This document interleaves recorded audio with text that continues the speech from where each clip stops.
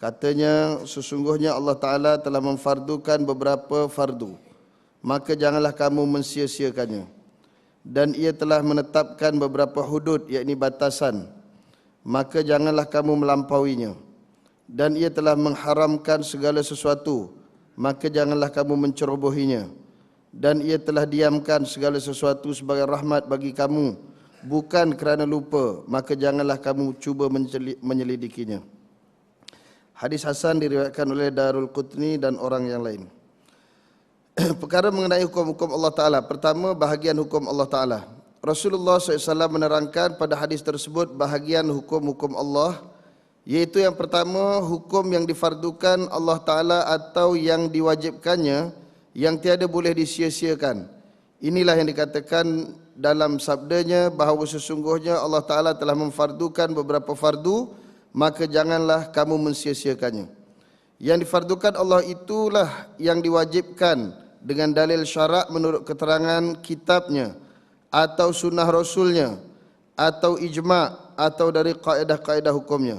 Hukum yang difardukan itu wajib dipatuhi menurut asalnya dan dilarang mensia-siakan dengan ditinggalkannya atau dikeluarkan dari masa yang telah ditetapkan. Ini bahagian hukum. Bahagian hukum yang pertama iaitulah hukum yang difardukan oleh Allah Ta'ala. Mana hukum yang difardukan? Benda yang memang disebut di dalam Quran, dalam hadis, ijma' ataupun qiyas yang menyatakan perkara itu adalah wajib.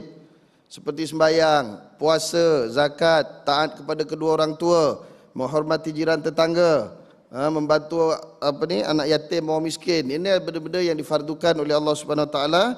Maka tidak boleh kita mencuaikannya, sama ada meninggalkannya ataupun mengeluarkan daripada waktunya. Contoh sembahyang, kita sembahyang di luar waktu. Itu adalah perkara yang salah. Yang kedua, hukum yang dihadkan oleh Allah Ta'ala atau yang telah ditetapkan yang juga tiada boleh dilampaui dari ketentuannya. Seperti mana yang disabdakan oleh Rasulullah SAW, Allah telah menetapkan beberapa hudud, maka janganlah kamu melampauinya. Menurut pendapat ulama' bahawa pengertian hudud dalam hadis tersebut mengandungi dua pengertian. Dalam Quran hadis bila sebut hudud ada beberapa pengertian. Yang pertama, hudud yang artinya pembatasan hukum yang dilarang melangkahi atau melampaui daripadanya dengan melakukan suatu yang menyalahinya atau berbuat yang dilarang. Tak boleh minum arak, kita langgar minum arak, berarti kita telah melampaui batasan Allah Ta'ala. Tak boleh berzina, kita berzina, berarti kita telah melampaui had batasan Allah Subhanahu Wa Ta'ala. Allah Ta'ala berfirman, tilka hududullahi fala ta'taduha wa ma yata'adda hududallah faulaika humuz zalimun. Yang demikian itu batasan-batasan Allah, maka janganlah kamu melampauinya. Dan barang siapa yang melampaui, yakni melanggar batas-batas Allah Ta'ala, maka mereka itulah orang-orang yang melakukan kezaliman ataupun berbuat aniaya. Jadi bila kita melakukan benda-benda maksiat atau benda dosa, berarti kita telah menganiaya diri kita sendiri. Sebab bila kita melakukan maksiat, kita dapat dosa. Bila dapat dosa, nanti akan diseksa ataupun diazab oleh Allah Ta'ala. Berarti kita menzalimi diri kita sendiri. Yang kedua, hudud dengan erti kata hukuman seksa yang telah ditetapkan oleh Allah Ta'ala qadarnya atau mencegah dari berlakunya lagi sesuatu kejahatan atau maksiat yang dihukum itu.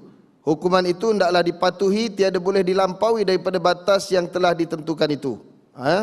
Yang kedua, maksud hudud iaitu hukum yang telah ditetapkan oleh Allah Ta'ala dalam Al-Quran. Atau yang nama hudud tu, mencuri potong tangan, berzina sebab dengan rotan kalau belum kahwin, kalau dah kahwin kena rejam sampai mati, itu adalah dinamakan sebagai hudud juga. Dan tidak boleh melampaui. Maksud tidak boleh melampaui, jangan kita bila melaksanakan hukum hudud melampaui batas. Orang mencuri suruh potong tangan kat sini, kita potong sampai ke lengan. Tak boleh. Suruh baling batu kepada orang yang berzina, rejam dengan batu, tu batu kecil-kecil macam kita melontar jumrah tu. Dia pergi ambil batu besar, dia campak kepala orang tu biar cepat mati. Sebab ini berlaku di zaman Rasulullah. Apabila seorang telah disabitkan kesalahan zina, maka dia hendaklah direjam sampai mati. Jadi sahabat pun baling. Ada satu sahabat dia tengok, dia kata lambat mati, dia kesian dia. Dia pun ambil batu besar, dia campak kat orang tadi, mati. Lalu orang mengadu dengan Rasulullah. Rasulullah panggil dia. Pasal apa yang kau baling dia dengan batu besar tu? Dia tengok dia kesian lah Rasulullah. Baling-baling tak mati-mati. Baling-baling tak, jadi terseksa. Jadi aku tolong dia biar cepat mati. Maka akhirnya orang ni dikenakan hukuman diat, bayar ganti rugi sebab membunuh orang tadi secara tersalah. Sepatutnya dibaling dengan batu yang kecil, tapi dia telah melakukan kesilapan. Menurut istilah fuqaha, yakni ulama fiqh, hukuman itu disebut hukuman had. Kalau kita panggil hudud ya, lalu dikatakanlah had zina dengan rejam, had curi dengan potong tangan, had minum arak dengan dipukul.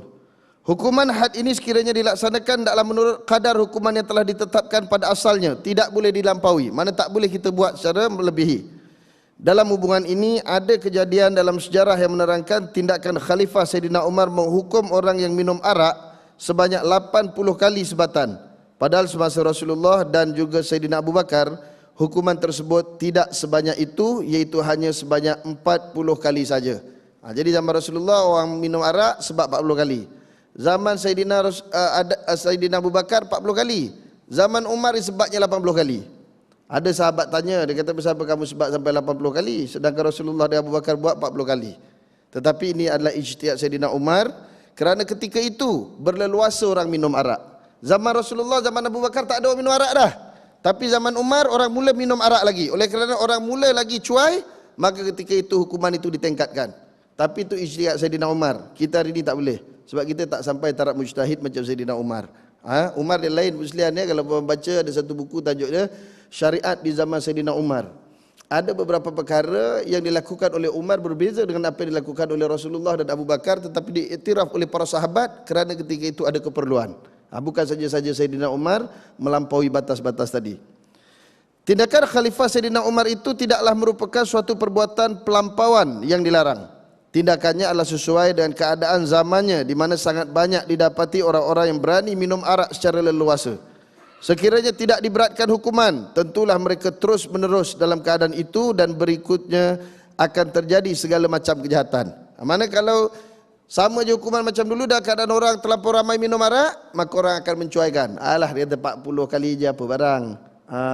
Dia akan melakukan kesalahan. Kita, negara kita tak buat lagi di Tuan Sekalian ya. Tah bila tak nak buat tak tahu. Negara jiran dah buat dah. Alhamdulillah, mudah-mudahan kalau berjalan betul di Brunei itu, rahmatnya akan melimpah sampai ke tanah air kita. Sekarang pun dah nampak dah Tuan Sekalian. Sebab apa? Bila sebut saja nak laksana hukum hudud di Brunei, kat Malaysia tak bunyi dah. Dulu yang kata tak sesuai masyarakat majmuk tak berani cakap dah. Fathul Bari pun tak berani cakap, Noh Gadut pun tak bunyi, Harusani pun siap diam Tuan Sekalian. Dulu mereka inilah penentang hukum Allah Ta'ala. Bila sebut hudud je, tak sesuai masyarakat majmuk. Kita kalau nak tunggu masyarakat tak majmuk dalam negara kita, kiamatlah jawabnya Tuan Sekalian. Memang negara kita ditakdirkan Tuhan, negara kita majmuk. Nak buat macam mana? Takkan Tuhan tak reti pula Tuan Sekalian. Nak suruh laksana hukum Allah Ta'ala alasan majmuk. Tuhan nak jadikan majmuk, nak buat macam mana? Nak tak nak kita kena laksana Tuan Sekalian. Alasan majmuk itu tidak sesuai. Sebab Tuhan tahu Tuan Sekalian hukum itu sesuai ke tidak ke atas hamba-Nya. Dia tahu negara kita majmuk. Memang Tuhan yang jadikan. Kalau gitu seolah-olah kita katakan Tuhan ni tak bijak. Dah tahu kita majmuk, suruh juga laksana hudud. Jadi sebab tu Tuan Sekalian, senyap puak-puak ni. Dulu yang kata kalau laksana hudud nanti makan sup tangan, bila Brunei umum saja buat, senyap. Tak ada yang bunyi dah Tuan Sekalian sekarang ni. Yang bunyi hanya seorang saja Tuan Sekalian. Ahli Parlimen Pekan seorang saja. Tak tahulah siapa nama dia kan. Tapi ahli Parlimen Pekan. Dia seorang je sekarang dia yang masih menentang hudud, dengan menyatakan kita tidak akan laksana hudud sampai bila-bila di tanah air kita sebab tak sesuai, masyarakat kita majmuk. Tinggal dia seorang saja. Penasihat 25%, semua dah tarik diri dah Tuan Sekalian. Di Brunei Tuan Sekalian, bila umum laksana hudud pun ada juga orang tak setuju. Pertubuhan hak asasi antarabangsa memberi amaran kepada kerajaan Brunei, jangan teruskan niat untuk melaksanakan hudud. Sebab kalau laksana juga hudud, nanti pelancong-pelancong takut nak datang Brunei sebab kena potong tangan. Tapi Mufti Brunei ceramah, dia jawab balik. Dia kata, pasal apa takut pula? Pelancong tu datang nak melancong ke nak mencuri?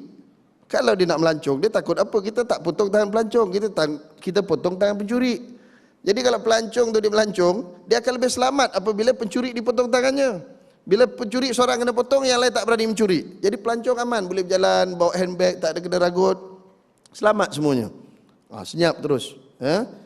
Tuanku Sultan Brunei pun bertitah masa dia nak isytihar hudud itu. Dia kata ada orang memberi nasihat pada dia. Ni tak tahu daripada negara mana bagi nasihat kat dia, bagi tahu suruh tangguh lagi.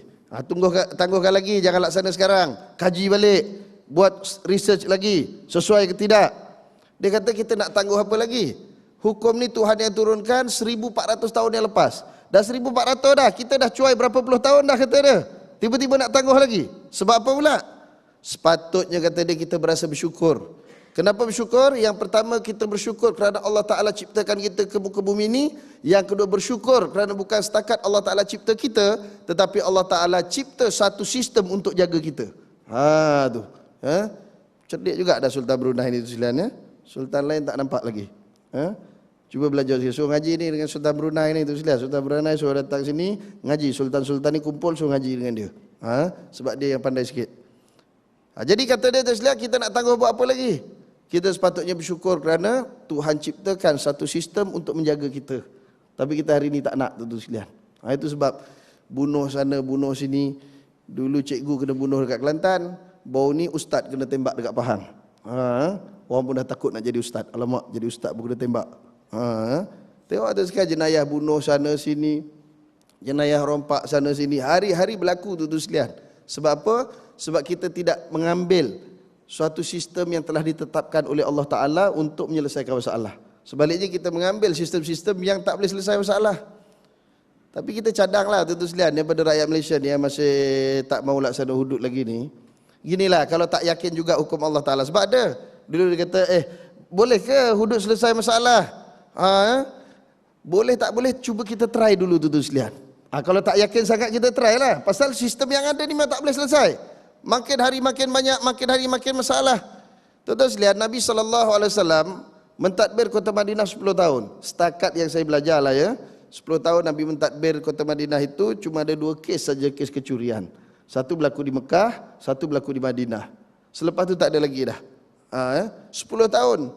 Cuba kita kira 10 jam berapa tu sekalian. Nanti lepas main subuh kita pakat-pakat pergi Balai Polis Seksyen 6, Seksyen 15, Seksyen 9, Seksyen 11. Cuba tuan-tuan tengok berapa ramai dalam tempoh malam tadi. Kita ambil lah daripada pukul 7 semalam, daripada ni kita ambil 12 jam lah ya, daripada maghrib semalam sampai subuh ni. Berapa kes berlaku tu sekalian. Tapi hari ni tak selesai masalah. Pasal tu sekalian, dia orang ni dimasukkan dekat dalam penjara, bagi makan percuma. Kita tolong bayar cukai macam-macam. Dia duduk makan percuma, GST pun tak kena tu sekalian. Kita kalau kabut kat luar kena GST, kena macam-macam. Makan pun tak tentu hala. Dia orang tu makan cukup time makan, cukup time makan. Tu gemuk-gemuk duduk dalam penjara. Keluar tu sekalian, dirompaknya kita. Padahal kita bagi dia makan, teruk betul puak-puak ni tu sekalian. Tapi ialah kita kan kesian dengan pencuri daripada orang yang jadi mangsa curi kan. Pencuri potong tangan, kesiannya nanti tak ada tangan. Esok nak mencuri lagi macam mana? Seolah-olah je gitu. Padahal dia mencuri itu bukan setakat mencuri, itu sekarang kadang-kadang sampai bunuh orang. Pelaksanaan hukum ni tuan-tuan sekalian mesti ditunjukkan pada masyarakat supaya orang gerun. Tuan-tuan tengok kan, masa Sultan Brunei nak isytihar tu dia siap buat demonstrasi sekali. Perbezaan hukuman cara sivil dengan cara Islam, iaitu dalam bab sebatan saja. Itu yang bila masyarakat tengok tu dia faham. Sebab tu kita nak laksana hukum hudud juga kata dia. Kenapa? Tuan-tuan tengok, nak pukul orang di penjara Sungai Buloh ke mana dengan sistem sivil, macam ada cara dia pukul tu sekalian. Orang tu dibogelkannya, padahal kita tak ada hak untuk membogilkan orang tu sekalian. Kita cuma ada hak bogilkan isteri kita je tu sekalian. Isteri boleh kita bogilkan, tapi syarat dengan bilik berdua je, orang lain tak boleh tengok. Benda aurat ni tu sekalian, semua manusia dengan orang lain ada aurat kecuali suami isteri. Suami isteri ada urat je, tak ada aurat tak ada. Kita dengan isteri nak buka habis pun tak apa. Tapi dengan orang lain tak boleh. Kita lelaki dengan anak lelaki, kita ada aurat kita antara pusat dengan lutut. Kita dengan anak perempuan, kita ada aurat. Anak lelaki dengan ibu dia ada aurat. Anak lelaki dengan anak lelaki sesama adik-beradik mereka ada aurat. Yang tak ada aurat hanya suami isteri. Ini orang tu nak sebab dibogelkan habis tu sekalian. Tengok berapa ramai orang tengok dia punya kotel tu sekalian. Nanti orang tengok belak panjang ke pendek, besar ke kecil. Lepas tu diikat pula dekat palang kayu. Dah diikat pula, diletaknya pening getah tu. Betul-betul yang tak kena getah tu dekat bontot tu, dekat lubang dubur tu. Kemudian dia nak pukul, bukan rotan lagi dah, aku tengok cemeti dah tu sekalian. Balik tadi tu buka YouTube tu. Dia tunjuk. Dia pun jerit, satu. Dia pun pasang kuda-kuda, tarik. Piak, tarik tu sekalian, menjerit orang tu. Bukan setakat apa nama ni? Lebam, tersiat kulit bontot tu. Bontot tu bergegar gitu tu Islam. Menjerit dia. 2, bantal lagi, piap, tarik, terkencing-kencing. Kali ketiga tu tu sekalian, keluar najis tu sekalian sampai terberak-berak dia. Punya sakit. Lepas tu doktor pun cek, boleh lagi ke tak boleh? Tak boleh. Dia kalau pukul lagi mampus kata dia. Bawa pergi hospital dulu. Nanti sambung lagi, bila baik esok sebat lagi. Tapi akhirnya keluar, buat lagi tu sekalian. Sebab tak menjadi pengajaran. Dan tu sekalian, walaupun dia penjenayah, tetapi hak dia dalam Islam taklah dilindungi. Hak menutup aurat mesti diberikan. Tak boleh kita bogilkan dia. Sebab tu beza dengan sistem Islam. Sistem Islam, orang yang nak kena sebat dipakaikan baju, pakaikan seluar, tutup aurat. Kemudian dipukul di belakang. Islam melarang kita memukul beberapa tempat tentu sekalian, iaitu pertama muka tak boleh pukul. Sebab tu marah dengan anak jangan pukul muka. Marah dengan isteri jangan pukul muka. Ini benda yang diharamkan oleh Allah Subhanahu Wa Taala. Yang kedua tak boleh pukul alat kelamin, sama ada depan ataupun belakang. Alat kelamin depan belakang tu dua-dua tu nikmat tu sekalian. Yang depan tu memang tahu nikmat lain tak? Yang belakang pun nikmat juga. Ada orang kata, "Alah ustaz, berak nikmat ke?" Kau jangan main-main kalau tak boleh berak, duduk hospital tau. Jangan berak, kentut pun kalau tak boleh, duduk hospital tu sekalian. Berapa banyak tuan-tuan pergi hospital, kena tebuk kat sini, letak pula sini uncang. Nak kesana ke sini susah. Azab. Tu Allah Ta'ala bagi kat belakang. Kita pukul pula kat situ. Tengok dia nak berak susah, nak kecil, nak kentut susah. Tak boleh. Ini kita menzalimi. Walaupun dia buat jenayah, bukan hak kita untuk menzalimi mereka. Ini bukan kita nak bela penjenayah tak, tapi cara pelaksanaan itu tadi. Supaya ia benar-benar jadi pengajaran. Hukuman bunuh apapun hukuman mesti dilakukan di tempat awam. Tak boleh menyorok dalam penjara. Hari ini tetapi orang buat jenayah pasal dia tak nampak orang yang melakukan jenayah itu dihukum. Betul ke Mona Fendi dah mati? Dia pun tak tahu sekian. Iya ke? Betul kan Mona Fendi hari itu yang kena gantung tu? Sebab yang terkenal kan Mona Fendi kan? Jadi orang tak nampak, sebab tu orang melakukan pembunuhan lagi. Orang rompak orang. Tu sekalian negara Iran tu, walaupun dia Syiah tu soal lain lah ya. Dia tak laksana hukum hudud, tapi tu sekalian kes jenayah berat, dia nak hukum depan orang ramai. Bila dia nak hukum saja orang bunuh orang ke, orang rogol orang ke, rogol pun hukum bunuh tu sekalian dekat Iran. Caranya macam mana? Diumum tu sebelum Jumaat. Umum kat surat khabar, radio, TV bagi tahu. Esok lepas main Jumaat kita akan gantung 6 orang di dataran Isfahan. Datang beramai-ramai saksikan. Ramai orang datang tengok tu sekalian. Siap kren 6 biji. Satu orang satu kren, satu orang satu kren. Dicangkuknya tu sekalian orang tu diikat kat sini, cangkuk tarik sampai atas. Orang pun tengok, ya Allah. Macam tu ya kena hukum gantung. Tak berani orang buat jenayah tu sekalian. Sebab tu jenayah di Iran tu kurang berbanding dengan negara-negara lain. Sebab dia dihukum di hadapan orang ramai. Kita dah hukum kat dalam. Tu pun dah 10 tahun. Rayu. 10 tahun kita bagi dia makan tu sekalian. Dia syok je kat dalam tu kan. Itu sebab dia tidak memberi pengajaran. Sebab tu sekalian, apapun fahaman politik kita, kita punya fahaman macam mana, tapi kita kena berusaha untuk memastikan hudud ni dilaksanakan dalam tanah air kita. Tengoklah tu sekalian, di Kelantan nampaknya gesaan tu semakin kuat. Yang terbaru semalam Tan Sri Anwar Musa pun mencadangkan tu sekalian. Datuk Seri Anwar Musa mencadangkan supaya hudud dilaksanakan. Tak tahulah dia ikhlas ke dia perli, tak tahu. Tapi kita sangka baik dia dah sukalah tu. Jadi mudah-mudahan dapat dilaksanakan. Hakim mahkamah pun, ketua mahkamah Hakim Syar'i Kelantan mengumumkan depan Sultan tu sekalian, ketika mana satu majlis, bahawa Kelantan sudah siap untuk melaksanakan hukum hudud dengan prasarana mahkamahnya siap apa semua. Jadi kita boleh laksanakan bila-bila masa. Tika ini tunggu Sultan saya je sekarang. Dia mana-mana tinggal Sultannya, kalau Sultan saya tu insya-Allah jadi. Kalau Sultan pun diam je, kita pekik-pekik pun tak jadi juga tu sekalian. Jadi penasihat-penasihat Sultan kena ambil kira tu sekalian. Jangan salah menasihati Sultan. Anda akan disoal oleh Allah Subhanahu Wa Taala di hari akhirat nanti. Sebab boleh jadi Sultan benda lain dia pandai, tapi benda-benda syariah dia tak pandai. Jadi kita jadi nasihat ni, mufti-muftinya, orang pejabat agamanya, hakim-hakim mahkamah syariah, peguam-peguam syar'i, mereka ni lah yang bertanggungjawab untuk membimbing, untuk memberi nasihat yang baik pada sultan-sultan sehingga terlaksananya hukum Allah Subhanahu Wa Taala. Kita cuba tu sekalian. Nanti tengok. Kalau Kelantan berjalan macam mana, Selangor. Tapi Selangor tak tahulah. Kita tengah cadang-cadang juga ni tu sekalian supaya dapat didraftkan sebaik mungkin. Tapi kalau aku jadi menteri besar memang jalan terus tuan sekalian. Menteri besar orang lain kan. Jadi dia punya apa nama ni? Dia punya pahaman tu lain sikit. Dia nak kena bagi nasihat dulu kat dia. Kita nasihat-nasihat insya-Allah sampai masanya kita akan laksanakan juga.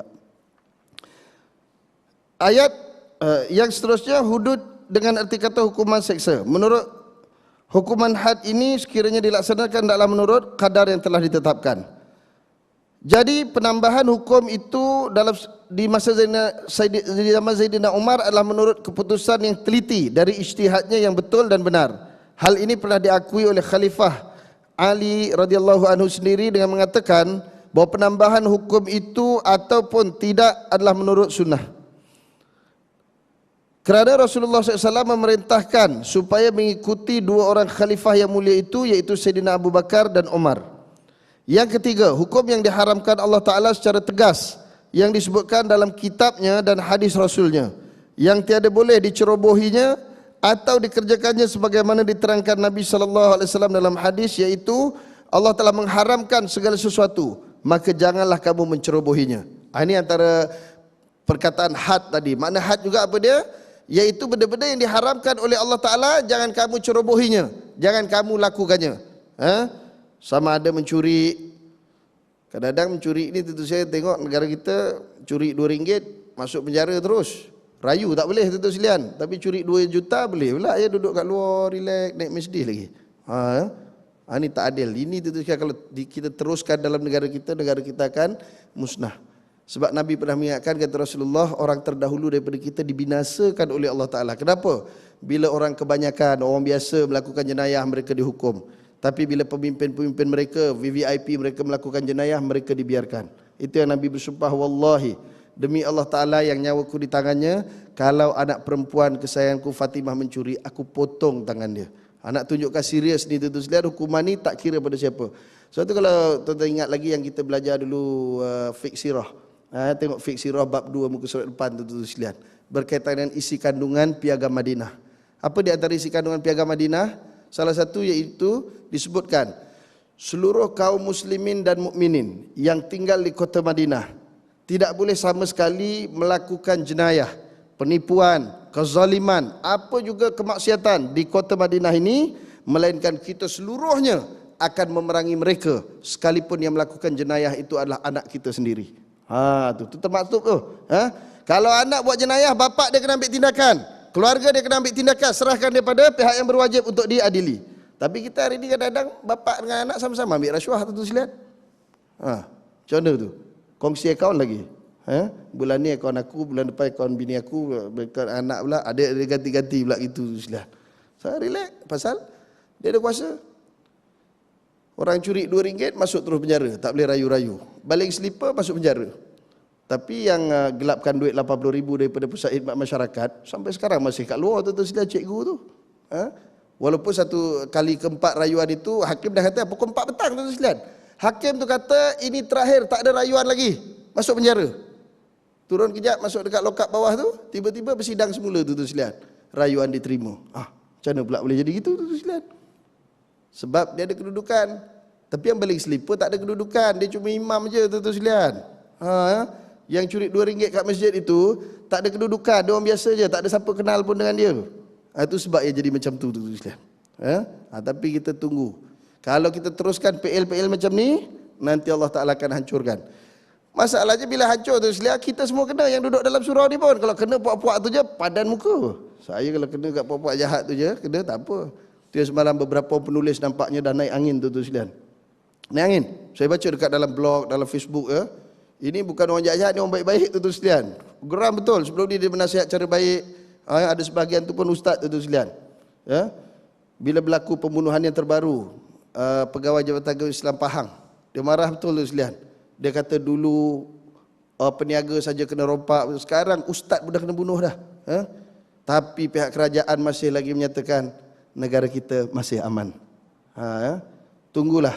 Memang dia kata orang-orang ini keluarga dia tak kena. Yang kena orang lain. Sebab tu dia diam. Saya doakan kata dia, mudah-mudahan selepas ni yang kena rogol anak dia, yang kena rompak anak dia, yang kena bunuh anak dia, baru dia rasa peritnya bagaimana keluarga menanggung kesedihan, menanggung kesusahan bila keluarga mereka ditimpa musibah.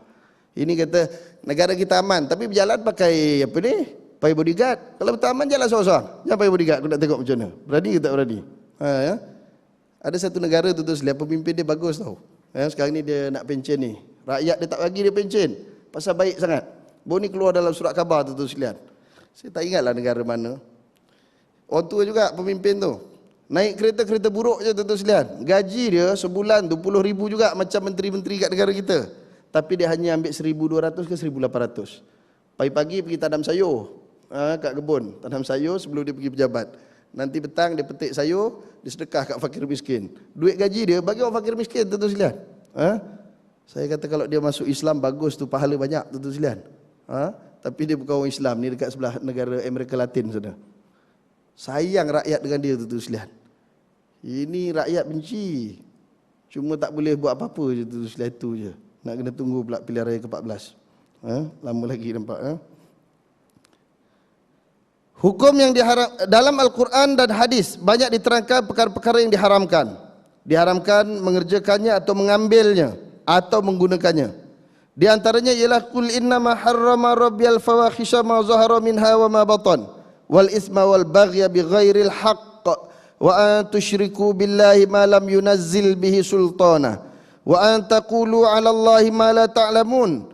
Katakanlah sesungguhnya Tuhanku mengharamkan segala kejahatan yang zahirnya dan yang batinnya, dan dosa dan aniaya dengan tiada benar, dan ia haramkan kamu menyekutukannya dengan Allah Ta'ala suatu yang keterangannya tidak ia turunkan, dan ia haramkan kamu berkata atas nama Allah suatu yang kamu tidak tahu.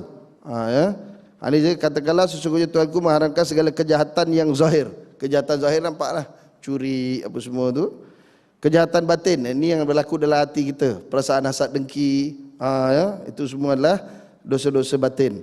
Dan dosa dan aniaya yang tidak benar, mana ambil hak orang tanpa hak, itu pun merupakan dosa. Apa lagi? Bunuh orang, ini semua antara yang tidak hak. Dan ia haramkan kamu menyekutukan Allah Ta'ala dengan sesuatu yang kamu tidak tahu. Mana benda sesuatu yang kita tak tahu, jangan kita sekutukan dengan Allah Ta'ala. Tak boleh menyekutukan Allah Ta'ala kerana syirik itu adalah dosa yang paling besar. Nombor satu dosa kat dunia ni iaitu dosa syirik. Dan jangan kamu berkata sesuatu atas nama Allah sedangkan kamu tak tahu. Satu benda kita nak buat tak tahu, kita kata ini dalam Quran ada, ini Allah Ta'ala ada suruh, sedangkan Allah Ta'ala tak suruh. Selain ayat ini ada lagi ayat-ayat yang menegaskan pengharaman Allah Ta'ala secara tegas dan terang. Manakala dalam hadis ada pula pengharaman yang diterangkan Rasulullah SAW. Di antaranya innallaha harrama bai'al khamri wal maitati wal khinziri wal asnam. Sesungguhnya Allah haramkan penjualan arak, bangkai, babi dan berhala-berhala. Tak boleh jual arak. Bukan setakat minum, jual pun tak boleh. Yang kita belajar tu innamal khamru wal maisru wal ansab wal azlamu rijsun min amali syaitan. Tak boleh minum arak apa semua. Bukan setakat tak boleh minum, jual pun tak boleh. Yang terlibat dengan arak tu ada 10 kan. Jual, buat, hidang, semua tu akan menerima balasan Allah Ta'ala. Saya tak jual Ustaz, saya hidang je dalam kapal terbang emas, kena juga. Sebab tu sini kalau ada pegang-pegang emas tu nasihat bos kamu, berhentikan dah. Itu pasal lah kapal terbang emas tu selalu bankrupt selalu. Brunei itu negara dia bukan ramai sangat orang pakai kapal terbang, dia tak bankrupt pun tu lihat. Sebab antara negara yang kapal terbang dia tidak dibenarkan jual arak, pertama Arab Saudi, Saudi Airlines tak ada. Yang kedua Iran Air. Yang ketiga Brunei, setakat yang saya tahulah. Ada 3 kapal terbang tu. Dan ketiga-tiga kapal terbang ni tak ada pula declare dia bankrupt. Kita tiap-tiap tahun bankrupt, tiap-tiap tahun bankrupt. Padahal jual arak mahal-mahal tu sekalian. Jual dalam apa nama ni, kabin tu. Kemudian tutup aurat pramugarinya sampai sekarang masih tak ubah-ubah lagi tu sekalian. Nantilah kalau saya jadi menteri pengangkutan nanti saya wajibkan tu sekalian, tutup aurat. Ini naik pula sekarang ni kapal terbang baru Malindo Air tu sekalian. Saya tu nak pergi Indonesia, beli tiket Malindo. Dia kata, Ustaz, Malindo lagi teruk daripada Air Asia Ustaz, kata dia. Iya ke kata. Nanti Ustaz naiklah kata dia. Rupa betul tu sekalian. Dia lagi jarang pula kain dekat sebelah atas ni. Jarang betul. Tapi kapal terbang bagus. Tuan-tuan naik Malindo daripada naik Air Asia. Air Asia tu macam nak naik bas je tu sekalian. Sempit tempat duduk. Ni ruang besar sikit. Makan pun ada, makan kari pap 2 biji. Bagi juga tu kan kari pap 2 biji, air mineral botol kecil. Pergi ke Bangladesh ke mana boleh dapat. Kalau nak makan lain kena bayar lah. Tapi kurang-kurang free juga. Asia tak ada, naik je kena bayar. Makan bayar, timbang bayar. Malindo dia tak bayar. Dia macam emas juga. Kita beli tiket dah siap dengan timbangan. Kemudian pula tempatnya luas, bagus dan paling murah sekarang ni. Asia pun dah mahal lah. Sama dia berlawan dengan emas tu. Malindo murah sikit. Saya belanja bukan dapat saham pun tak ada. Cuma bagi tahu supaya tuan-tuan lebih selesa lagi. Jadi tak boleh jual beli. Apa dia? Pertama arak tak boleh. Yang kedua bangkai. Jangan jual beli bangkai. Ada orang jual beli bangkai? Ada tuan-tuan sekalian? Sebab tu berhati-hati beli ayam di pasar raya tuan-tuan sekalian. Baru ni ada satu pasar raya kena suspend. Pasal apa? Banyak-banyak ayam tu seekor tak disembelih tuan-tuan sekalian. Lehernya elok je, digantung sekali. Dah kena dah tuan sekalian. JAKIM dah sita dah tempat tu. Saya tak sebutlah mana-mana, pandai-pandailah cari tu sekalian. Sebab tu pasar raya ni hati-hati tu sekalian. Jangan beli ayam di pasar raya. Baik tuan-tuan pergi pasar lah Seksyen 6 ke mana nampak orang tu sembelih, orang kita Islam. Yang ni ambil pasar raya ni kita tak tahu. Dulu dah jadi kes dah tuan-tuan sekalian. Yang banyak-banyak ni ambil daripada dinding di Ipoh sana. Tapi itulah orang Malaysia ni, dia bila isu berlaku, tu kalang kabut. Lepas tu ambil balik. Bangla tu nyembelih, bukan kita tahu macam asal usul Bangla tu. Bangla tu main gitu-gitu je tu sekalian, entah baca bismillah atau tidak disembelihnya. Kita beli itu pasal bila kita makan hati jadi kotor. Jadi berhati-hati beli ayam ni tu sekalian.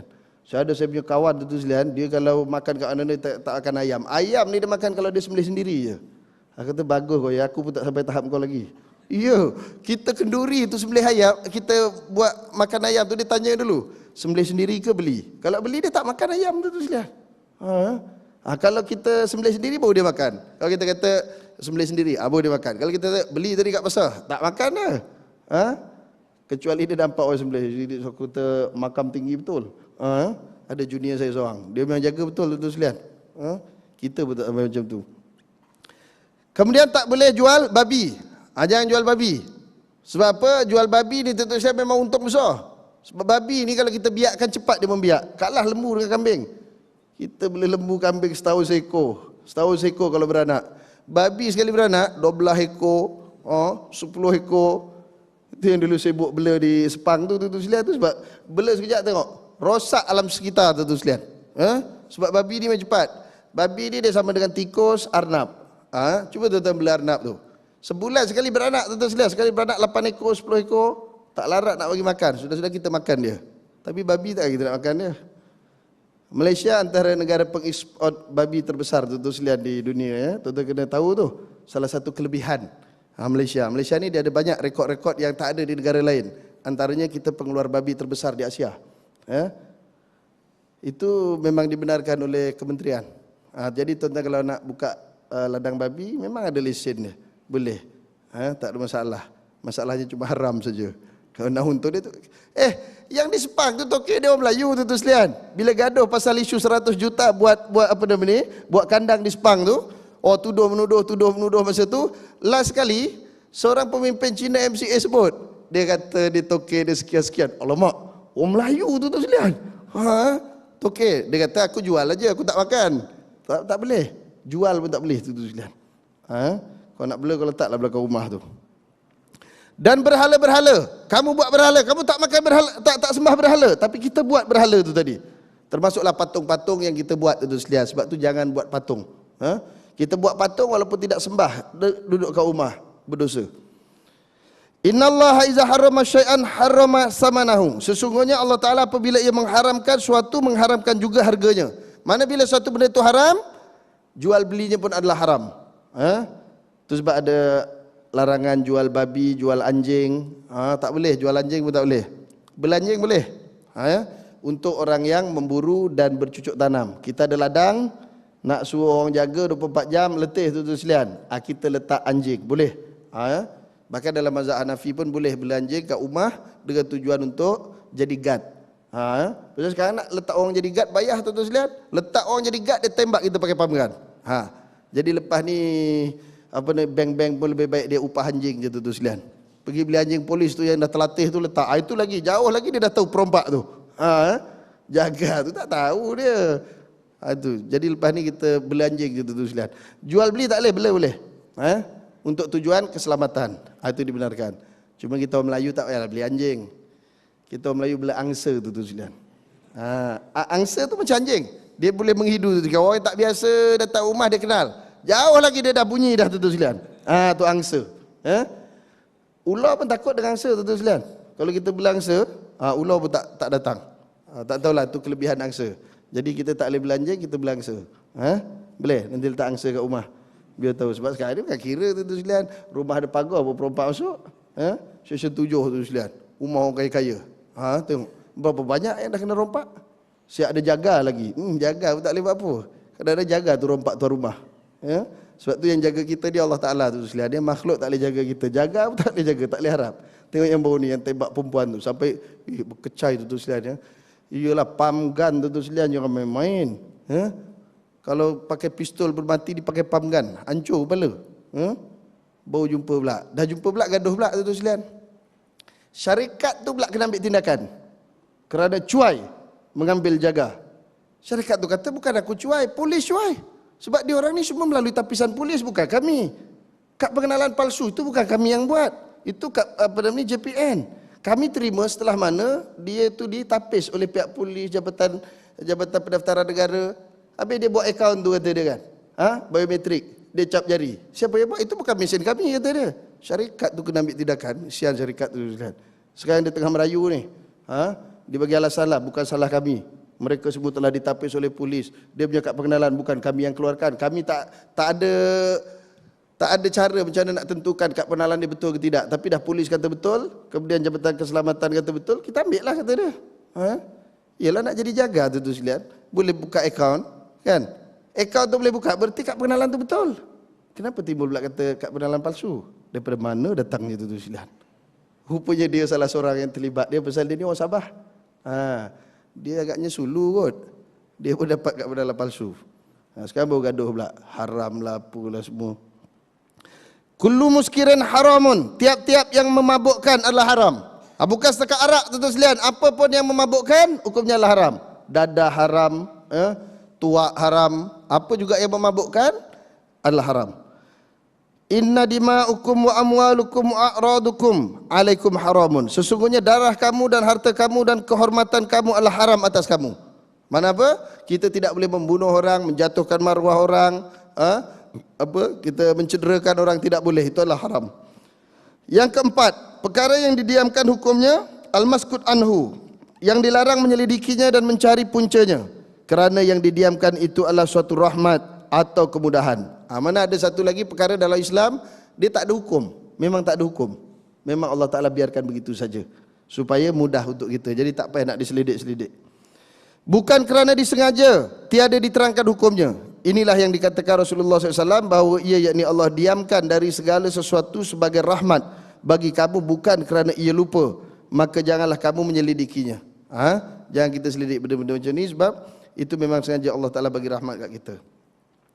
Baik, hukum perkara-perkara yang didiamkan. Apa hukum benda yang tak ada hukum. Hadis tersebut telah memberi kesimpulan mengenai 4 bahagian hukum Allah Ta'ala secara asasnya. Yang akhir dari hukum itu ialah yang berhubungan dengan barang atau benda yang tiada didapati hukumnya, kerana sememangnya ditiadakan untuk kemudahan bagi umat Islam di segala tempat dan zaman.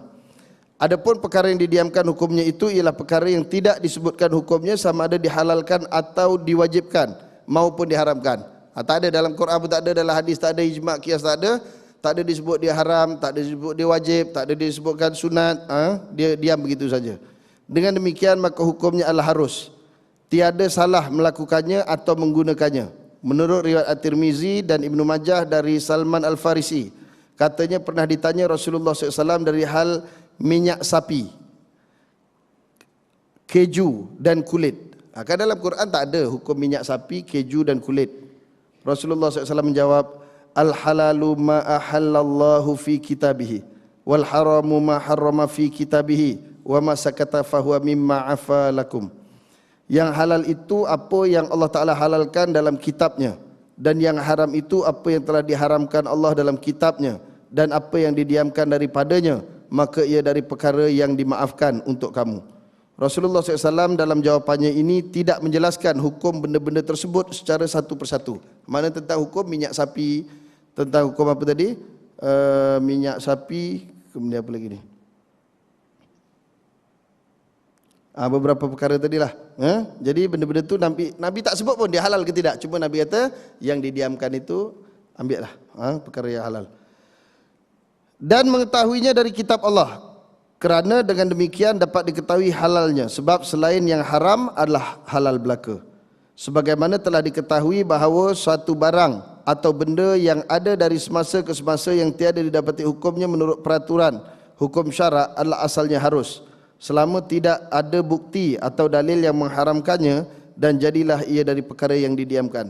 Sementara itu ada pula perkara yang didiamkan atau tidak disebutkan secara terang dalam nas Quran atau hadis, tetapi hukumnya tetaplah ada, bahkan lebih utama daripada yang disebutkan. Misalnya seperti firman Allah, fala takul lahuma uffin, maka janganlah kau katakan kepada keduanya, iaitu ibu bapa kita, perkataan oh. Jadi kalau mengatakan oh saja kepada dua ibu bapa telah dilarang, maka sudah tentu memukul keduanya lebih utama dan lebih patut dilarang. Kerana sebab yakni elah keduanya adalah sama, iaitu menyakiti, bahkan menyakiti dengan pukulan dan sebagainya adalah lebih buruk kesannya. Pukul mak bapak dalam Quran tak ada, dalam hadis pun tak ada, ijma' tak ada, kias tak ada, tapi dalam Quran ada disebut secara umum, iaitu jangan kamu bercakap oh sekalipun. Jadi kalau kita cakap oh kat mak bapak itu tak boleh, menyakiti hati dia, kita pukul lagi tak boleh sebab menyakiti fizikal dan mental dia. Dua-dua sekali bila kita pukul. Itu walaupun didiamkan tak ada hukumnya. Dengan keterangan ini nyatalah kepada kita bahawa walaupun perkataan pukulan dan sebagainya tidak disebut, tetapi menurut kaedah hukum Islam boleh ditetapkan atau diletakkan hukum kepada yang tidak disebut dengan cara memahamkan kandungan pengertian dari yang disebut. Akhirnya dalam hadis tersebut, yakni hadis yang ke-30 ini, Rasulullah SAW menyatakan larangannya terhadap penyelidikan dalam perkara yang didiamkan sama sekali. Di antaranya ialah perkara-perkara yang gaib, yang diperintahkan supaya dipercayai dan tidak disuruh supaya dibahas secara mendalam atau diselidiki keadaannya kerana ditakuti membawa kepada keraguan dan akhirnya pendustaan. Benda-benda yang gaib, seperti jin, malaikat, tak payahlah kita kaji macam mana rupa malaikat tu. Malaikat tu dicipta daripada apa? Kita dah tahu dah, daripada nur. Nur apa? Tanya pula macam-macam nur. Sekarang ni tak usah selidik-selidik sangat kalau benda-benda yang tidak perlu nak diselidik. Ini kita kadang nyelidik-nyelidik sampai pening orang tu sekalian.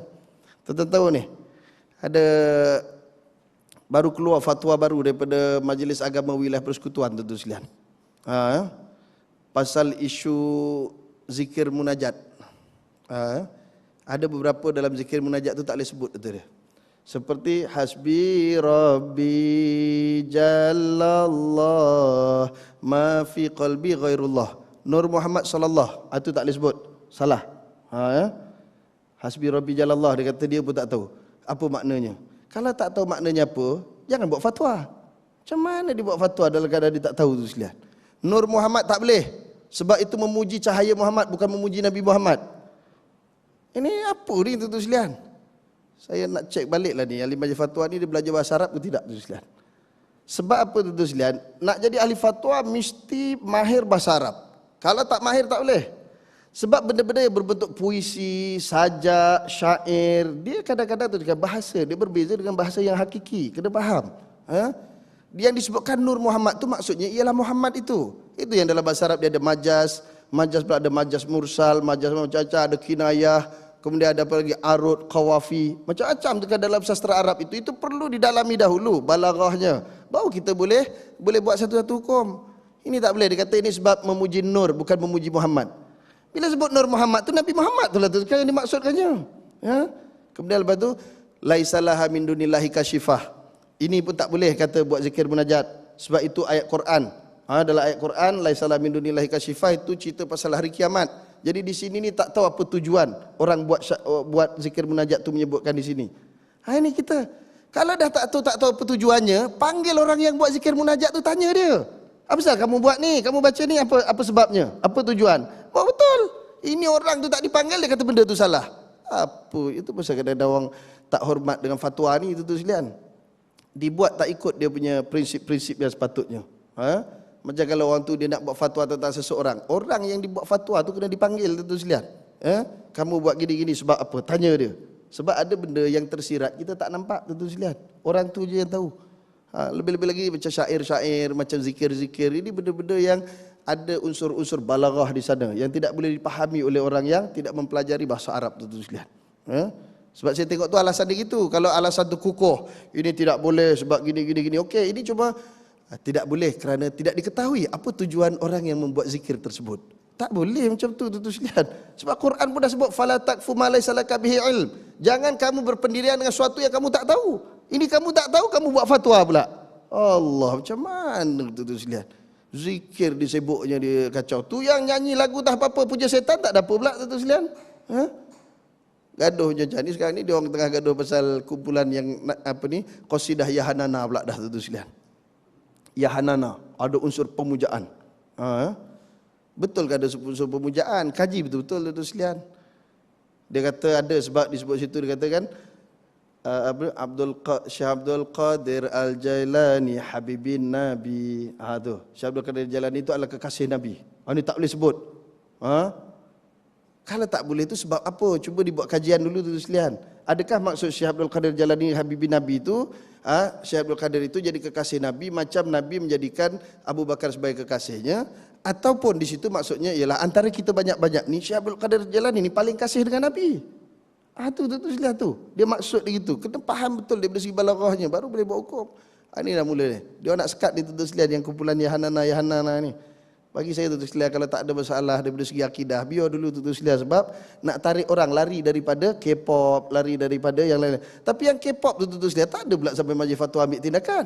Kenapa majlis fatwa tak keluar kenyataan langsung tentang K-pop di Pening tahun lepas tu? Yang tu tak ambil tahu tuan-tuan sekalian. Langsung tak ada keluar kata kita akan membincangkan tentang K-pop. Tak ada. Yang ni pula tuan-tuan sekalian yang sibuk nak dikacau ni. Nanti dulu sebab itu tuan-tuan sekalian dalam kitab Fiqhul Aulawiyat itu ada disebutkan oleh Dr. Yusuf Qardawi kesilapan umat Islam hari ini antaranya dia membenteras dosa-dosa kecil tetapi membiarkan dosa-dosa besar. Mana kalau nak benteras dosa dua-dua sekali. Dosa kecil pun kita benteras, dosa besar pun kita benteras. Tapi hari ini dosa kecil kita beri hapuskan, tapi dosa besar kita biarkan tuan-tuan sekalian. Itu banyaklah tu nanti kita tengok dalam kitab Fiqhul Aulawiyat. Jadi kitab sirah kita dah habis. Saya tak tahulah nanti baru nak bincang tentukan sama ada kita nak pakai Fiqhul Aulawiyat ke, kalau belum ada yang ajarlah. Kalau dah ada tak apalah, teruskan saja. Baik, kemudian dalam Sahih Muslim ada diterangkan bahawa sentiasalah manusia itu bertanya-tanya hingga dikatakan ia kejadian Allah Ta'ala yakni makhluk. Maka siapakah gerangannya yang menjadikan Allah? Barang siapa yang mendapati suatu dari yang demikian itu, maka hendaklah ia berkata, aku percaya pada Allah. Mana ada segolongan manusia ni tuan-tuan sekalian, dia tercari-cari Allah Ta'ala. Terfikir-fikir, siapa Allah Ta'ala, siapa yang jadikan Allah Subhanahu Wa Ta'ala pula. Ishaq bin Rahawiyah berkata, tiada harus berfikir terhadap Tuhan yang menciptanya, tetapi harus bagi hambanya berfikir terhadap segala makhluk atau kejadian yang ada sekadar yang telah mereka dengar atau mengetahui. Dan tidak dikehendaki mereka melebihi dan mendalami pemikiran yang membawa kepada timbulnya prasangka. Kemudian ditambahkan keterangannya dengan mengatakan bahawa Allah Ta'ala telah berfirman, wa in min syai'in illa yusabbihu bihamdih, dan tidak ada dari suatu melainkan mengucap tasbih dengan memuji Allah Subhanahu Wa Ta'ala. Jadi kita tak boleh fikir zat Allah Ta'ala, tak boleh fikir macam mana kejadian Tuhan, siapa yang jadikan, tak boleh. Yang boleh kita memikir tentang kejadian-kejadian ataupun makhluk yang diciptakan oleh Allah Subhanahu Wa Ta'ala. Dan akhirnya tuan-tuan sekalian, petunjuk hadis bahawa di antara yang ditunjukkan oleh hadis ini ialah menjadi dalil yang menunjukkan bahawa hak mutlak untuk mencipta dan menetapkan hukum sama ada yang fardu, wajib maupun yang halal dan haram adalah tetap milik Allah Ta'ala. Yang demikian tidaklah ada sebarang hak atas kuasa sesiapa pun untuk berbuat yang demikian itu. Jadi hak buat hukum itu hak mutlak Allah Ta'ala, sebab bumi ini milik Allah Ta'ala. Macam kita lah, orang datang rumah kita ada peraturan. Tak boleh orang datang rumah kita dia pergi, ini langsir ni tak sesuai gini. Itu rumah aku, kau sibuk pasal apa? Kau kena ikut aja, duduk dalam rumah aku, ikut peraturan rumah aku. Kau tak boleh main suka-suka hati je, datang rumah kita, dia pergi masuk bilik kita, pergi masuk bilik tidur anak kita, tak boleh. Awak tetap tamu. Macam kita dengan Allah Ta'ala, kita ni tetamu. Jangan banyak songeh. Apa yang telah ditetapkan, ikut. Jangan banyak soal. Buat dulu. Selebih daripada itu, ini yang sikit tu pun tak boleh buat. macam-macam yang lain nak diganggu. Oleh kerana ini Imam Asy-Syafi'i dalam kitabnya mengatakan bahawa aku mendapati maha guru kami dari kalangan ahli ilmu tiada suka berfatwa dengan mengatakan ini halal, ini haram, kecuali menurut apa yang telah dalam kitab Allah Ta'ala keterangannya yang tiada disertai tafsirnya. Jadi jangan suka kita membuat-buat hukum. Ar-Rabi' dan bin Khaisam, seorang terkemuka dari golongan tabi'in, berkata, hendaklah salah seorang daripada kamu takut daripada berkata bahawa aku halalkan ini dan aku haramkan ini, kerana Allah Ta'ala akan berkata kepadanya, engkau pembohong, aku tiada pernah menghalalkan ini dan mengharamkan yang ini. Maknanya jangan suka buat fatwa, tengok ya ini haram, ini halal, aku halalkan, aku haramkan, tak boleh. Sebab itu adalah hak Allah Subhanahu Wa Ta'ala yang boleh pada perkara-perkara yang perlu, dan ada garis panduan untuk kita melakukan fatwa ataupun hukum itu. Inilah sebabnya ulama fiqh dari golongan tabi'in di Kufah, apabila mereka berfatwa menegah sesuatu, mereka mengatakan ini makruh, dan mereka tiada mau mengatakan ini haram, kecuali kalau diketahui haramnya secara pasti. Manakala tahu haram secara pasti baru dikata haram. Kalau tidak, walaupun dia tak suka, dia hanya sebut makruh saja. Dan ini pula sebabnya Imam Ahmad dikala ditanya orang dari suatu perkara, beliau berkata aku tidak suka atau aku tidak memandangnya bagus, dan tiada ia berkata ini haram. Mana benda-benda baru yang tak baik, dia cuma cakap gitu saja, sebab tidak ada disebutkan haramnya dalam Quran dan hadis. Menurut keterangan hadis tersebut, bahawa perkara yang didiamkan Allah Ta'ala itu adalah menjadi rahmat atau kemudahan. Di sini oleh ulama dikeluarkan suatu kaedah usul fiqh, iaitu al-aslu fil asya' al-ibahah hatta yadullal dalil ala adamil ibahah. Asal hukum pada segala sesuatu itu adalah harus, hingga ditunjukkan dalil atas ketiadaan harusnya. Mana semua benda yang baru itu hukumnya adalah harus, sehingga di situ ada dalil yang menyatakan ia tidak harus, sama ada haram, makruh dan seumpama dengannya. Ini dalam mazhab itu Syafi'i. Inilah pendapat dalam mazhab Syafi'i dan sebahagian dari mazhab Abu Hanifah. Sebab apa? Sebab asal dalam mazhab Abu Hanifah, al-aslu fi syai' at-tahrim. Semua benda asalnya adalah haram sehingga ada dalil yang mengharuskan. Ada terbalik daripada dalil daripada kaedah dalam mazhab kita Syafi'i. Tapi sebenarnya sama je tu sekian bendanya bila diperbahaskan. Jadi setakat ini dulu, mudah-mudahan Allah Ta'ala memberkati kita dan menjadikan kita orang yang benar-benar memahami konsep haram halal dalam Islam, dan juga perkara-perkara baharu yang wujud, adakah kita boleh mengeluarkan hukum sewenang-wenangnya. Terus sekalian, macam biasa insya-Allah kat belakang tu ada buat jualan roti, ada banyak roti pagi ni, kalau boleh dihabiskanlah roti-roti itu kecuali bakulnya saja.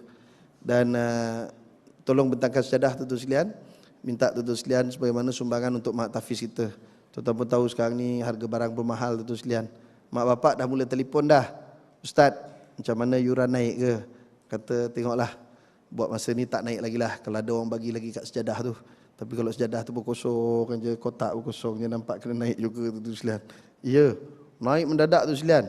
Dulu saya dalam sekali belanja untuk masak 200 orang semua sekali kat sekolah, kita belanja seminggu 2 kali. 2 kali itu kita lebih kurang 2,500 tuan-tuan sekalian untuk seminggu. Murah tu tuan-tuan sekalian, 200 orang 7 hari cuma 2,500. Tapi sekarang ni dah naik dekat 3,000 dah tuan-tuan sekalian. Beza tu sebab bila kena GST apa semua tu banyak barang-barang naik. Sekarang bawang pun dah naik harga dah tuan-tuan sekalian. Bawang, telur, semua naik. Betul lah tu kan, GST tu kata dia pemborong kena, kemudian peruncit kena, orang yang beli pun kena. Tapi sebenarnya yang bayar pembeli ya. Kita bayar semua tu. Pasal dia tu GST tu dia dah masukkan dalam kos dia dah. Macam tu peruncit pun macam tu juga. Sudah-sudah kita juga yang bayar semua tu. Ini boleh katanya GST ni tidak membebankan. Yang paling mangkuk ayun tuan-tuan sekalian ni pegawai JAKIM ni tuan-tuan sekalian. Dia boleh pula buat khutbah tajuk GST tuan-tuan sekalian 2 minggu lepas. GST tidak membebankan rakyat. Ia adalah satu kaedah yang bagus kerajaan untuk menyelesaikan ekonomi negara. Amboi tuan-tuan sekalian, mangkuk betul lah tuan-tuan sekalian. Dibaca di seluruh wilayah tuan-tuan sekalian. Saya tak tahu bila saya buka dalam tiap minggu kita buka tu dalam laman web JAKIM, JAIS, sebelum naik mimbar kita akan baca dulu tu sekalian. Mana tag yang bagus, mana tak bagus. Kalau tak bagus tak ada baca dah. Tengok astagfirullahalazim, istighfar kita tuan-tuan sekalian. Ada satu kawan saya tu dia sembahyang di masjid besi tu. Jumpa dengan imam tu. Mam, Awak tak reti kau sekarang menyampah dengan GST. Awak puji GST je. Saya dah tak boleh buat apa dah. Saya dah korang tak boleh juga kata dia. Kena sebut juga. Wajib tu sekalian. Mengampu ya Allah tu sekalian ya. Kesian betul tengok ulama-ulama'nya. Jangan pula benda, kena cakap kebenaran tu sekalian. Patut ulama-ulama yang duduk di jabatan kerajaan ni menasihati pihak kerajaan tu sekalian. Bukan dia mengampu ya, semua okey. Jangan jadi yes man. Kalau jadi yes man, jangan jadi ustaz. Ustaz ni tu sekalian, dia kena ikut apa yang Quran sebut, hadis sebut macam tu. Saya dulu kan diajar dengan ustaz Pak K, saya tu dah tua dah sekarang ni. Dia jumpa kita apa dah? Rol, engkau esok kali jadi ustaz, jangan jadi ustaz serba tak boleh. Itu tak boleh, ini tak boleh, itu haram, tak boleh, jangan. Dan kau pun jangan jadi ustaz serba boleh. Semua okey, yes, tak boleh. Kau kena berpandukan Quran, sunnah, ijma', qiyas dan kaedah-kaedah fiqh yang telah kita ajar. Ikut tu selamat kata dia. Jangan ikut nafsu. Jangan kita ikut suka hati kita buat hukum ni. Jadi jangan jadi ulama serba boleh tu sekalian. Kalau ada pegawai JAKIM kat sini, awak nasihat lah orang tua-tua kat atas tu. Bukannya kita main ikut je, takut. Takut apa? Takut kena buang kerja. Biar kita kena buang kerja kat dunia tu sekalian, kita boleh cari kerja lain. Kalau Tuhan buang kita daripada syurga, nak duduk mana? Neraka. Akhirat tu dua je tu kan, syurga, neraka. Kau nak duduk mana? Kita buang kerja, boleh cari kerja lain. Kena tukar tempat kerja, boleh buka cawangan baru. Tak susah. Ini takut sangat tu sekalian, takut tak dapat makan lah. Ini syirik tau tu sekalian, jangan main-main. Kita ni syirik ni hanya menyembah berhala. Bukan tu. Termasuk syirik, tetap buka tu kitab Mustika Hadis. Ni boleh juga kita Mustika Hadis tak ada orang ajar, aku ajar tu sekalian. Cuba tetap buka bab syirik. Termasuk bab syirik ni tu sekalian, dalam kitab itu JAKIM punya tu. Tapi dia pula langgar. Ini masalah pegawai JAKIM. Dia pergi buat kitab tu, dia langgar. Dalam kitab tu sekalian, termasuk syirik ialah kita takut dengan makhluk sama dengan kita takut dengan Allah Ta'ala ataupun lebih. Mana kita takut dengan makhluk sama dengan takut dengan Allah, itu pun dah syirik. Kasih dengan makhluk sama dengan kasih dengan Allah Ta'ala, itu pun syirik. Kita mesti kasih Allah Ta'ala lebih daripada kasih dengan makhluk. Itu baca dalam kitab Mustika Hadis tu, yang dicetak oleh Jabatan Perdana Menteri tu. Tu sekalian. Masalah kita ni buat buku ya sendiri pun tak baca, sendiri pun tak amal tu sekalian. Tahu buat je. Ini yang namanya ahli kitab. Tahu ahli kitab. Ahli kitab tu bukan Yahudi Nasrani je tu sekarang ni. Dia tukang buat kitab tapi tak amal apa yang ditulis. Itu pun ahli kitab juga. Kalau kita orang dulu kat Mesir tu sekalian, dia ada golongan ahli kitab. Dulu dapat duit derma siswa banyak. Masa tu $1 RM2.50. Kalau ada pameran kitab tu, Ma'rad Dauli tu sekalian, orang Malaysia paling banyak beli kitab. Bawa lori tu sekalian, satu orang satu lori. Arab tu suka betul tu sekalian. Tapi sekarang dah tak dapat lah, pasal sekarang $1 dah RM3 lebih.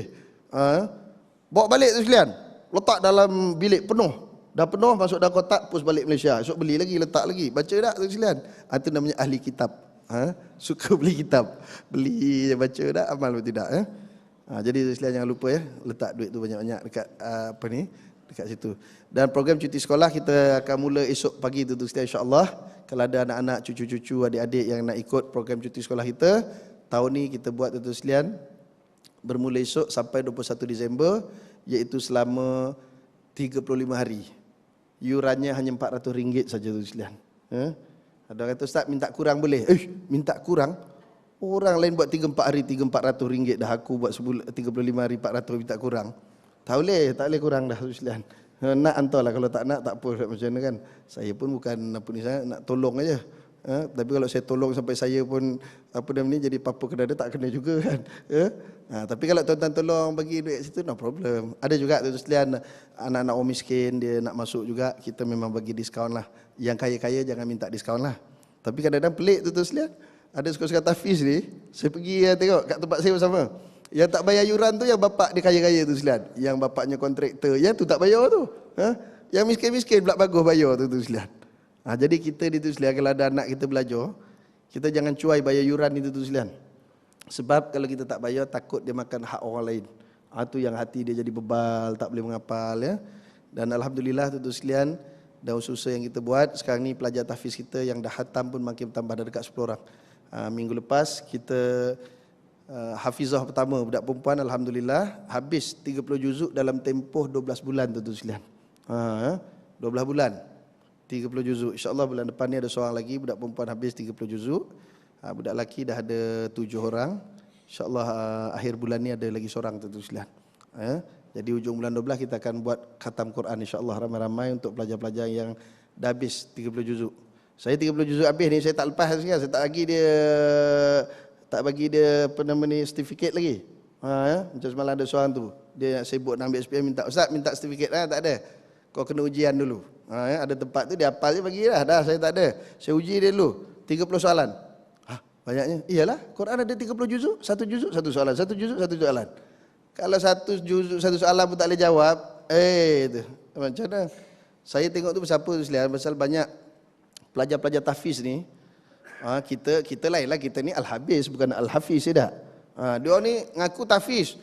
Ada ni dah tu sekalian, ada sertifikat. Tetapi bila datang nak temuduga jadi guru tahfiz, tak boleh baca tu sekalian. Ya. Saya bukan seorang dua, banyak dah tu sekalian. Datang bukan main. Berapa gaji di pohon? Siap tulis lagi 2,500 nak ngajar setengah hari je. Tahan ketua Malaysia ni. Bangla pun baru bayar 1,000 tu sekalian. Dia minta seperti itu. Boleh test? Boleh ustaz. Saya syahadah pun ada dah. Saya dah khatam 5 kali baca depan tok guru saya. Betul ni? Betul. Okey, saya akan bagi 5 soalan saja. Ustaz, juzuk 1 sampai 11 je. Pula saya kata kau kata 30 juzuk. Suruh juzuk 1 sampai 11 je. Yang lebih tu macam mana? Yang lebih tu dah lama tak ulang lah ustaz. Saya lupa tu dia. Kalau lupa macam mana pula? Okey, juzuk 1 sampai 11 ya. Saya mula dengan juzuk 11. Ustaz, kalau boleh 1 sampai 3 je lah ya. Makin kurang lah. Betul lah tu sekalian, makin kurang. Itu pun soal juzuk 3 banyak sakut tu sekalian. Banyak berlaku macam tu. Jadi tu sekalian yang ada anak-anak menghafal Quran, pastikan Quran ni mesti diulang tu sekalian. Kalau dia tak ulang, dia lupa, dia nak menghafal balik tu susah tu sekalian. Lebih susah daripada dia menghafal benda yang baru. Sebab benda dah hafal tiba-tiba hilang, nak masuk balik tu payah. Lebih baik dia menghafal benda baru. Jadi pastikan anak-anak kita, cucu kita yang hafal Quran, mesti dia buat ulangan. Quran ni mesti ulang hari-hari. Tapi kalau dia dah buat syahadah awal, saya dah tengok dah. Macam ada kawan saya sekarang ni, dia ngajar Jacob di Johor. Dia ni tu sekalian, hafal Quran umur 13 tahun. Tuan-tuan tebuklah kat mana pun. Ada jenis kepala otak macam ni tu sekalian, yang memang bagus. Dia kalau setakat 3-4 hari dia tak ngulang masih okey. Tapi kalau macam anak-anak kita yang biasa-biasa saja tu sekalian, 2 hari, 3 hari dia tak ngulang, mula hilang sikit-sikit. Jadi pastikan anak-anak cucu kita jangan cuma seronok hantar anak kita sekolah tahfiz tu sekalian. Anak saya, cucu saya hafal Quran 30 juzuk. Tiba-tiba test juzuk 3 pun tak boleh. Jadi pastikan kat rumah tu kita kena suruh. Yalah budak-budak ni tuan-tuan tahulah, dia cuti-cuti ni lagi suka macam-macam kan. Ni internetnya, Facebooknya kena dikawal. Budak-budak ni kalau bawa handphone, tuan-tuan kena tengok handphone dia. Saya banyak dah budak-budak datang kursus bawa handphone. Kau bawa apa bawa handphone? Senang telefon mak. Betul ke telefon mak? Tengok-tengok tak ada pun. SMS makwa je bukan mak. Yang paling lucu tu sekalian, budak-budak tara ni tu sekalian ni. Dia boleh SMS kat dia punya awek, guna gelaran apa tahu? Papa, mama, tu sekalian. Papa sekarang tengah kursus. Mama tak ikut kursus. Aku ingatkan bapak dia dengan mak dia. Budak tu sekalian. Dia guna istilah tak salah pakai istilah. Ya adik-adik jangan pakai istilah. Kau janganlah nak gatal-gatal ya. Kau cari awek nanti tunggu besar tau. Tak payah. Esok kalau kau besar kau bagus, kau tak payah cari awek. Awek cari kau tau. Sekarang orang lelaki demand bagus. Yang main-main. Itu pasal orang lelaki. Alamak, perempuan marah tu. Sama je lah ya. Dah maksud saya kalau orang lelaki, kalau perempuan dia dah bagus, tak payah dia sibuk-sibuk nak cari awek. InsyaAllah jodoh tu Allah Ta'ala tetapkan. Macam budak-budak tempat saya tu kan. Kau tak payah awek-awek. Aku tengok tu, aku dah sediakan 50 orang perempuan kat bawah tu. Ya.